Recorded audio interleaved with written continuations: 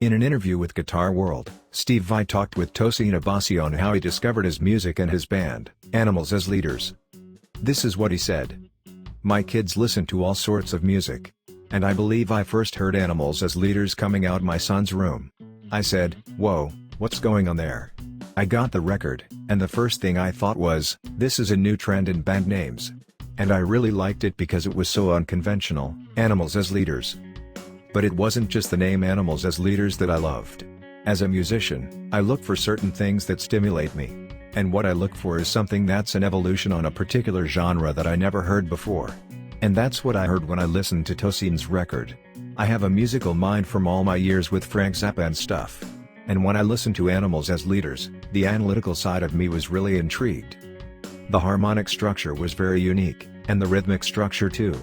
But there was something even more there that I connected with on an emotional level. I know as a guitar player that anybody who practices real hard can become a really fast player, so I'm not really impressed by fast players unless they're doing something really beautiful. And I just heard it all in Tosin's music. He was playing melodically beautiful harmonic tapestries that were making me feel a rhythmic juxtaposition that I really enjoy. Sure, it was rooted in that subculture, Meshuggah polymetric stuff that locks together. But a lot of that stuff doesn't work for my ears. In Tosin's case, though, all the elements came together. Steve Vai gave his opinion on who he thinks is the greatest guitarist of all time, saying to Music Radar, "I very rarely agree with the term best guitar player. It just seems so obscene to put something so subjective into a best category. But if I had to say there was one, I would pick Allan Holdsworth. He was unique in ways that I don't think have been discovered yet.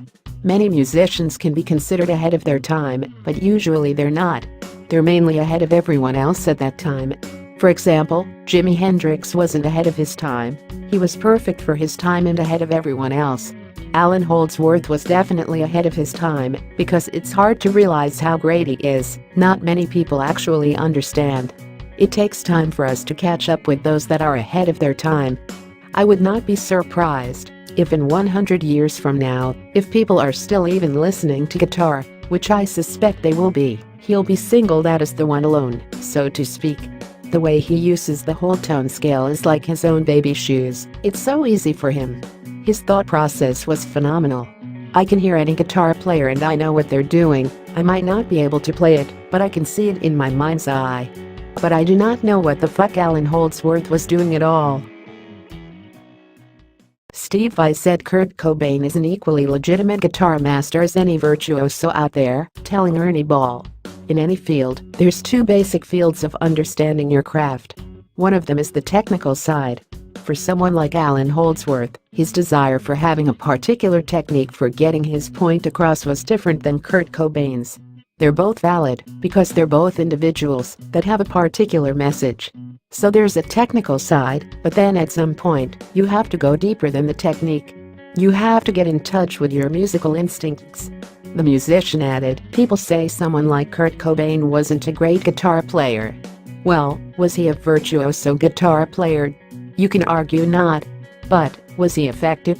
Try to play like Kurt Cobain, it's not that easy. Or Green Day frontman Billy Joe Armstrong. Have you ever seen him play? It's visceral, every note and every chord pops. It sounds like a giant orchestra. That's hard to do. But it was in his head and he required a particular amount of technique to follow what he was hearing in his head. For someone like myself, I wanted it all." Dream Theater guitar master John Petrucci was asked by Sterling Ball for his thoughts on Steve Vai, to which he replied, "When I think about him and his guitar playing, and I've said this to my buddies hanging out when we were younger, and listening to Steve Vai's music, to this day he approaches everything that he does in such a unique and original way. I don't think he'll ever run out of ideas. Whenever I hear something new that Steve Vai plays, I'm like, how come I've never heard that done before? How does he constantly innovate? The number of different approaches and techniques that he's doing on his song to get that vocally sound, oh my god, he has the comedy in there. But he's playing stuff that's like really slinky and impossible, so then your guitar shred mind goes, alright, how do you do that? It's the imagination and the uniqueness and the innovation. The next thing that you hear him play, the next album he does or something, I guarantee there'll be something on it where you're like, I've never heard that before. It's insane. It's freaky. John also shared his thoughts on Steve Morse, saying, Steve has this way of playing guitar where for me, I want to learn what he's doing. It inspires me. I'm like, what is he playing? I have to learn those lines. I love the way he interweaves. It's kind of rock, blues, jazz, bluegrass, country, and just makes these really interesting lines. And he'll do something that sounds impossible where you need the technique. My initial reaction when I hear Steve play, besides thinking, wow, this is amazing and beautiful, is, I want to learn that. I literally want to transcribe what he did and find out. Petrucci concluded, this is what I love actually about all the guys. Steve Morse does this, Steve Lukather, Albert Lee does this. All these guys play with such attitude. There's like conviction and attitude. And one of the worst things is when you hear guitar playing that's timid. I like when guitar playing is just, you're letting everything out there, playing with balls, feel and aggression.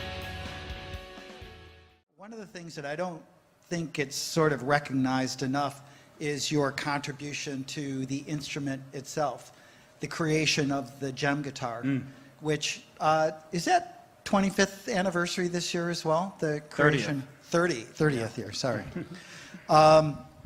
Anyways, it was a total game changer, and many of the electric guitars that we play today and people that are making guitars owe a debt of gratitude to Steve's vision on the Djent.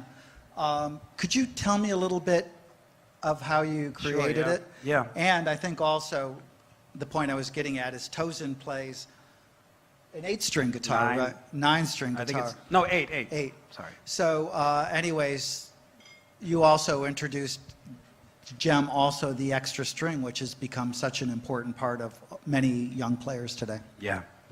Well, it was very innocent because when I was young, I loved Strats because they had a whammy bar. Yeah. And I knew I had to have a whammy bar. Right?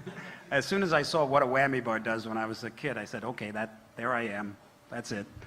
But I didn't like the way they sounded. They weren't rock and roll to me. You know, they weren't Led Zeppelin, you know, or Black Sabbath or something like that. So I loved Les Pauls. I liked the way they sounded, but I couldn't sit with them. I couldn't play them very well. And so working with Frank would get an idea for something, and he would just do it. You know, he didn't make any excuses, and he wasn't afraid to do all sorts of things to a guitar. So I was so young, you know, I was 18 when I started working for him, and then 20 when I joined the band and started touring. So it was impressionable.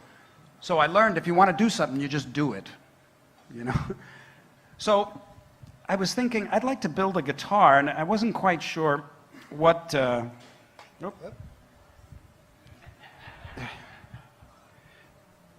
So there were certain things that I liked and certain things that I disliked about both Stratocasters and Les Pauls, and really there wasn't any other guitar in the market that I was crazy about. Like Telecasters were like, that was like an ice pick in the forehead or something for me to play those things. They were so un-rock and roll to me at the time. Little did I know a lot of the Led Zeppelin stuff was recorded on a telly, right? So I just started thinking, what would I like to see in a guitar? And I went to this little guitar shop in Hollywood. And at the time now, I was joining Dave Roth's band, and I had this beat-up green, I called it the Green Meanie, but it was a Charvel. And it was right when those, what do they call them, the mixture between like a Strat and a Les Paul. There's a terminology for it, but it's basically a Strat style body with a whammy bar with a humbucker pickup. And that was Edward. Yes. Yeah. So he really introduced that, and I said, well, that's smart. You know, you don't have to have that single coil pickup when you're trying to rock out. And so I said, well, I know I want that. But there was a lot of other things I wanted, and I went to this little guitar builder, and the first thing I did was I drew the body. I thought that Strats looked really nice, but they weren't that sexy, really, you know, because they kind of had rounded edges and stuff. They were a little utilitarian. So I wanted something a little more kind of angular, and sexy, because I think this is very sexy. And I thought, I can't understand why these people are making guitars and they're giving you these frets, but you can't reach them. Duh, you know. And I wanted 24 frets. I think maybe Grover Jackson in a Strat, Super Strat. That's what they call them, yeah. So I wanted 24 frets, and I wanted to be able to, this neck is scalloped, but on the conventional Djent, only the last 4 frets are scalloped because you can really grab the note, you know. As Yngwie would say, you could really grab the note by the balls, man. So I thought that was a good idea to scallop them up top, and it was totally cut away, because I thought, I'm just doing this for me, you know, who's going to want this? And totally easy there. Now, one of the elements that was really absorbed into conventional contemporary guitars was the 3 pickup configuration, the way that it's wired. Right. Because at the time, I didn't know it was new. It was just something I wanted, but all the research and everything tells us that, yeah, there was no production guitars. But these are humbuckers, and they have more of a fatter, warmer sound than single coils. These are double coils. But one of the great things about a Stratocaster that I loved is they all have single coils, and when you put 2 single coils on at once, like this one and that one, it's a completely different tone. It's like a tubey, kind of warm. The Hendrixy kind of thing. The Little Wing sound. Yes. Yes. And you can't get that with these conventional humbuckers at the time.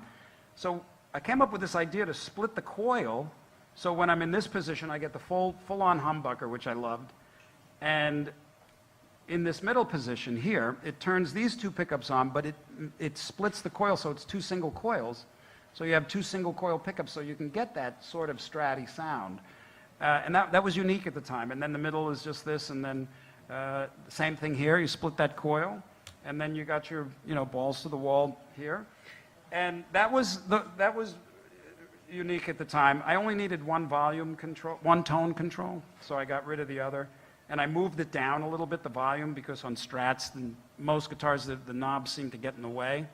But the one thing, and then there was a couple of simple things, like the input jack. No guitar that I knew of at the time had a practical input jack, because they had them like where you plug them in like this, straight in, like Les Pauls, and you step on the cable and it falls out. Like, duh. You know, so, and Strats had it, however they had it, it was just really easy to step on it and have it come out. So I just put it here, and never a problem, unless, of course, you're swinging around your head. So then, but the real thing was the whammy bar. I love the whammy bar, and the Floyd Rose was popular at the time, and it was new, and that was a godsend. Well, it was hell until they put the fine tuners on it. But none that I had played would go sharp. See how, I mean, that's high. I can fret. I'm fretting those out, you know. No guitar did that. I mean, if you set up a Strat a particular way, or a Bigsby, you get a little bit of that, you know, but you don't get the stratosphere. So I was looking at them saying, what's stopping it from doing that? And it was really just the wood on the body of the guitar. So I took a hammer and a screwdriver, and I recorded the Attitude song. And that was, from what I understand, that's the first floating trem. And then I had like 4 or 5 of these made. And they were just like this. You forgot the most important part. I'm getting to it. Okay. So this was perfect for me. And I had like 4 or 5 of them. And there's a couple still in existence. I only own 1 now. And then I joined Dave's band, and obviously all the guitar manufacturers were interested in having me use their guitars. But I'm like, well, thank you, I got this one. And, well, we'll make it for you. Like, that could be convenient, right? So I sent it to virtually every manufacturer. And inevitably, I got back their guitar with my name on it. And had nothing to do with what I gave them. So I'm like, you know, no, this is the guitar. But then Ibanez took it. And in 3 weeks, they brought me back the most perfect guitar exactly to my specs. I was just stunned. And I thought, this is great. And then they said, we would like to make this a signature guitar and to release it to the public. And I thought, well, who, you know, it's kind of quirky. I thought, okay, you know, we'll see how it goes. But I thought, there's also elements to this guitar that are very practical and might be borrowed, which is fine. That's how we all stand on the shoulders of everybody that came before us, even in manufacturing. So I thought, what can I do that's completely quirky, bizarre, that no one would really copy because it's just too obvious? I put a handle in it.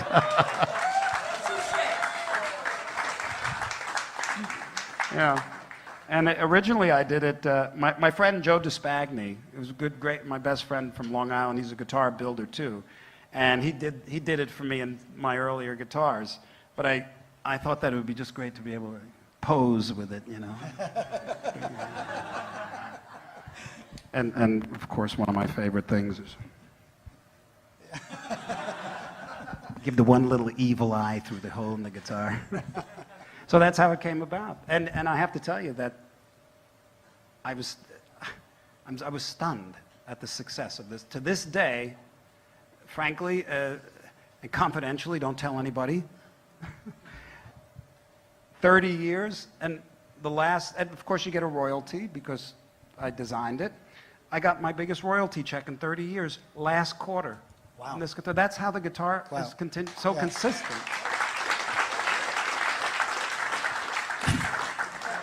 And then they wanted to do, because it's so quirky, they wanted to, Ibanez was interested in making a guitar that was much more reasonably priced, so they asked me if they could make the RG guitar. Well, they already had an RG, but then they wanted to make this guitar without the handle, and that's basically the RG.